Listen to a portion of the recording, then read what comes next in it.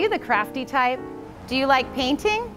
Today we'll learn more about an option for indoor creativity at the Dancing Brush, located in downtown Poulsbo.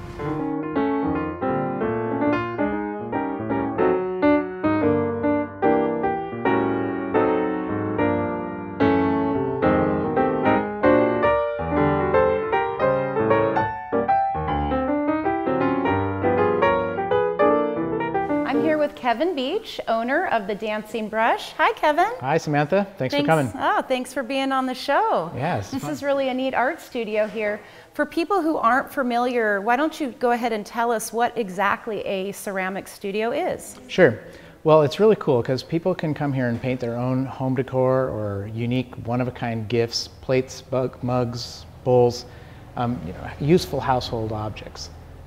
And spend time with their friends, talking. It's really fun to do, like if you're on a date or with your husband or wife or a friend.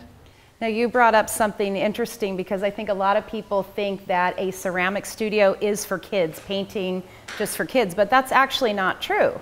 Well, you know, we did the design of the store in a pretty kid-like way, right down to the shape of the shelves and the height of the chairs.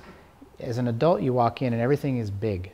And I think that helps bring out the young in you. It's not necessarily that this is for kids, it's for people to push aside the inhibitions that they've latched onto as adults and get back to letting some creativity happen. It happens naturally with little kids, and as soon as they hit kindergarten, depending on where they went to school, that can kind of get stomped down until by the time they're an adult, they're saying things like, oh, I'm not creative, oh, I'm not an artist. And that's just wrong. So we're really at the core all about enriching life and relationships. Because in our culture, we don't have a lot of opportunity to produce things. We do a lot of consuming. Here's a chance to produce. I'll also say that it can be a great experience for a parent and a child if the parent and the child both work on a project of their own. When I see a dad or a mom come in with a young kid, let's say 5, 6, 3, even, well, 3 or 4 years old, if they're old enough to draw and hold their own crayon, you know, if the dad or the mom is working on their own piece, the child is usually able to focus really well and for a surprisingly long amount of time on their piece. And they can have little interaction and stuff. Where if a 4, 5, 6-year-old child is there by themselves, or if the parent is just sitting and watching, which happens sometimes, something about the psychology of that is different, and the kid's antsy and the parent is worried. And so I would just say, if you bring your kids and they're young, do a project of your own, because that's the way to teach creativity, by example. The Dancing Brush has a theory about what types of projects you like to recommend to people.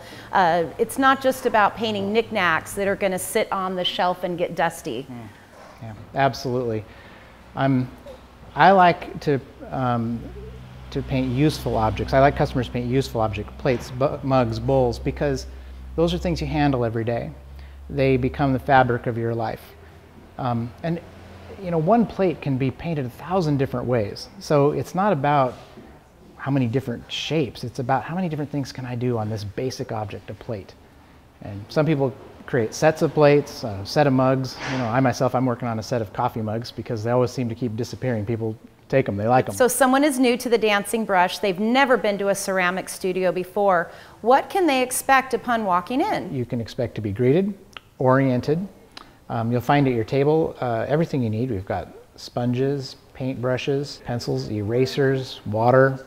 And after you've had a chance to pick out your piece and have a plan in your head of what you want to create, you can actually pre-plan your design on your piece with pencil. And you do that with a pencil? Okay. Yeah, you can pre-plan your design with pencil, because that burns off in the kiln. Even if you botch it up, whatever you draw in pencil will go away in the kiln. And then you can use that to paint within. And you've also got on the tables, I noticed, samples of the paint colors once they're fired. So you know actually the color variance, when you first paint it on, it's a lot different than after it's been glazed and fired, correct? When you paint the glazes on and they dry during your painting session, the color is chalky and light. but after it goes through the kiln, it becomes rich and deep and glossy. There's a lot of different samples here on the walls and on the display shelf. So if someone is a little bit leery and uncomfortable, maybe they don't have that real creative bug in them, they can come and kind of get some ideas, and your staff can also help them with some ideas and getting started? Absolutely. We have a counter in back. We call it the idea counter. And one of my favorite pieces about it is we have literally thousands of cards of laminated photographs that we've taken of various design, pottery. A lot of it is just ceramic design ideas, but some of it's just graphic design ideas, things we think are cool, or things that we think somebody will think are cool. And I know myself, when I'm about to paint something, I'll go back there and I'll thumb through the cards, looking at stuff, and invariably I'll pick out something and I'll say, wait, I could probably do that. And so I'll take that card with me to my table, and I'll take the plate, which can be painted 1,000 different ways, and I'll try to kind of do what I'm seeing on that idea card. What happens is when a person's own personality gets merged with whatever's inspiring off this idea card, the result is different. It's not going to be a copy. It's unique and original, but it's like a springboard off of the idea card. So I think those are awesome, and it really helps open the door for people who might say, I have no idea what to paint. I'm not good at this. Leave me out of this. You know, as soon as they see an idea card, they go, wait a second, I could probably do that. That's really neat. So for someone comes in, they pick out a piece of ceramics to paint, they get an idea from the idea table, and they paint it, and then what happens next with the project? Well, they can just leave it at their table. We'll clean up the mess, and we end up taking it back to our kiln room, where we dip it in a clear overcoat. It takes a couple of days for it to get through the dipping process and drying. Then it goes into our kiln, where it takes another couple of days to ramp up to temperature and back down to cooling off. So basically, after 7 days, it's ready to be picked up by the customer. So we put them out in our window, and we have them sectioned into like plates over here, mugs over here, etc. So a person can come in after 7 days and look around the window, find their piece, and it's always a thrill to see how it turned out, because it usually turns out way better than you would have thought, because the glazes become glossy and more vivid in color than what they are when you're painting. So your artwork's on display for a few days anyway in the window. That's right. That's neat. Now this sounds like a great project to do if you have friends or relatives visiting. They can actually make a personalized souvenir from their visit. Now what happens if I have guests in town and I don't want to be responsible for their piece of artwork? Do you guys do shipping? Absolutely. We have different sizes of boxes and packing peanuts, and yeah, wherever you live in the country. If you're not going to be around 7 days from now to come pick it up, no problem, we can ship it to you. So if someone wants to come here, tell folks where you're located. Okay, we're on Front Street in downtown Paulsbo. That's the old historic street. There's plenty of parking out by the waterfront and some along the streets if you're lucky. But Paulsbo is a great place to come and browse around, and plan on taking about an hour to 2 hours here. Most people can finish their piece within an hour, but some that are doing more detailed work might want 2 hours. You can't rush art. Right. Or sometimes when it's rushed, it comes out great. You know, it's all over the continuum. And do you have a website for folks to check out and learn more information if they're interested? DancingBrushStudio.com. DancingBrushStudio.com. And if someone wanted to call, what's your phone number?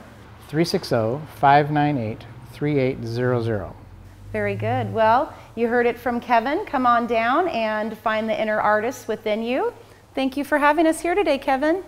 You're welcome. I'm really glad you came.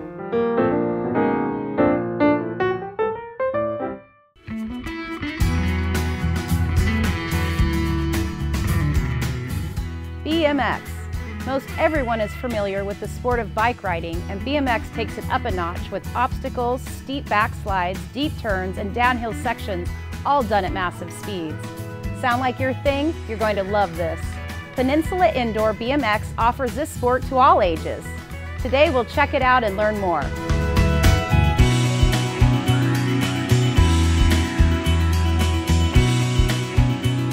I'm here at Peninsula Indoor BMX with the track director, Alan Mazzuti. Hello. Hello, Samantha. Thanks so much for inviting us out to the track today. You guys are getting ready for your season. Yes, we're getting ready to build our track. We've already torn down last year's track and we're now in the process of rebuilding. I recently just learned about the indoor BMX track here in Port Orchard, but you've actually been around for quite a long time. Yes, we've been here over 30 years. Wow, that is a long time. Yes, a long time. And history has it that this used to be a BMX track on the weekends, and actually, what did it do during the week? Well, actually, every other weekend we would be here. The off weekends, they'd have rodeo in here. Oh, wow. So we'd come in here on an off weekend and they'd be roping cows and doing barrel racing, and then the next weekend we'd build the track and tear it down on Sunday, and yeah. No more horses here? No more horses. Just bike riding? Just bike riding. How old do you have to be to participate here? Well, last weekend I was at a race. We had a young boy. He was 21 months old. 21 months? 21 months. They start young. off on a Strider bike, which is a bike without pedals, and they just kind of paddle around the track. That's and amazing. dads chase them, and I'm hoping that we never have to do CPR on one of the dads because they're running pretty hard after their kids. But so really a family sport. Do you have a lot of young ladies that participate in the sport as well? We actually have one of the top young ladies in the nation here, rides here during the winter, Kelsey wow. Van Ogle. Wow. And Olympic bronze medalist from Beijing, Jill Kittner, used to ride here all the time. Wow, that's and awesome. she still shows up once in a while. So yes, ladies are most welcome. Explain to viewers a little bit about a typical day here at the Peninsula Indoor BMX. Well, the first thing they'll do is they'll get here about an hour early, and they'll usually hear somebody on the PA going, "Sign-ups are open, welcome to Peninsula Indoor." And from there they'll go get signed up, they'll start practicing and make any changes, tune-ups in the bike, put air in the tires, and we open November 1st, and then we close March 30th. Okay. We run every weekend except for between December 15th and January 1st. Okay. Other than that, we run every Friday, Saturday, and Sunday. Sign-ups on Friday are 6:30 to 7:30. On Saturday, they're 3 to 4, and Sunday, 11 to 12. The average race program is about 2 hours. Okay. Now, if someone wanted to come out, what special gear do they need? Well, it's really pretty basic. They need a long sleeve shirt, long pants, a helmet that covers the temples and ears, no skateboard helmets. Okay. But we have loaner helmets if they need one, full-face loaner helmets. All right. So it takes a very minimal of gear. As far as the bike, they just, any 20-inch, 16-inch bike, depending on the age, what they're riding, take off anything that could possibly injure another rider, like reflectors and kickstands. Oh, okay. And we'll give them a temporary number plate, and they're good to go. Now, Alan, what if I've never been out here before or BMX bike ridden and I'm a little nervous? Is there a time where people can come and check it out and practice a little bit and see what this is all about? Most certainly. Wednesday nights we have practice from 6 to 8. We have volunteers available to help you get your bike set up, get reflectors taken off, help you get on the gate, show you just how to pedal around the track, and all those things that involve getting started in BMX and getting you more comfortable. Matter of fact, we have people that come out 2 or 3 times and try practice on a Wednesday night and then finally decide to race. And the nice thing about it is the first time you race and you get your membership, you get your first race free. Oh, nice. So just to clarify, because this is all new to me, Yep. So Wednesday nights is practice, but then actually the weekends are the races? Yes. Okay, so that's the part of BMX that is the exciting part for participants, is that they're actually racing other people. Right. Okay, and then talk to us a little bit about the age groups. How does that work? Well, we have the age groups start at 5 years old and go on up to 60. Oh, 60 years old. Right. Wow. As we get up in the upper ages, over 17, they become, multiple ages, like 17 to 21 is a group. But in the younger, it's 5-year-olds against 5-year-olds, 6-year-olds against 6-year-olds. And then there's 3 experience classes. We start off as a novice. Once you get 10 wins, you will move up to the intermediate class. Once you get 20 wins, you'll become an expert. Wow. And our computer software groups them up appropriately, and so you're not getting thrown to the wolves. You're getting racing riders that are of your same age and experience level. Very good. Now, what if someone out there says, well, I used to do that, but I'm not so into it? Is there volunteer opportunities here at the track? Always, always. We use lots of volunteers. Matter of fact, without volunteers, we couldn't operate. Oh, so a great opportunity for someone who wants to work in their community and work around something that they hopefully love. Yes, yes. We also have a lot of people that used to do it a long time ago that just come out on Wednesday nights and ride and They're not up to, you know, competition, and so they just come out. And so it sounds like Wednesday night's kind of the time to come if you're not really into the competition. It's practice and more of an easygoing time to be here. Very much so. 30 years is a long time that this has been in the community. Obviously, you guys are doing something right. What makes this sport so special to the community? Well, it gets the kids off the couch doing an activity that's not a team sport, an individual sport, but yet they're networking with their friends, they're learning new skills, and it's a challenge. You know, they have to go out, get in shape, do their daily exercises if they want to get to the top level. And what frequently has happened through the 18 years that I've been here is we've had people leave the sport as 15, 16-year-olds, come back as 30-year-olds, sometimes with their own kids, or 40-year-olds, and realize how much they missed and how much they got from the sport, and they're back here giving back, and their kids are experiencing the same thing they did. And they're not pushing their kids, they're just letting them do it. And different kids go at their own pace, and that's the beauty of this. You don't have to be here every weekend to be a participant. You can do it on your schedule. You don't have to be here for all Friday, Saturday, and Sunday. You can be here just for Friday nights or Saturday nights. You go at your own pace, depending on what your situation is. A lot of military families come in and out of Kitsap County. So what if a family starts doing BMX and they fall in love with the sport and then they have to leave the county? Are there other BMX places around the country? There's over 400 tracks in the United States and Canada. Wow. We just had a Coast Guard family, the Heacocks, came here from Minnesota and BMX'd, and now they're in Hawaii BMXing. I mean, it's really rough, but they're in Hawaii, and they've been able to take their sport all the way from Minnesota to Washington to Hawaii.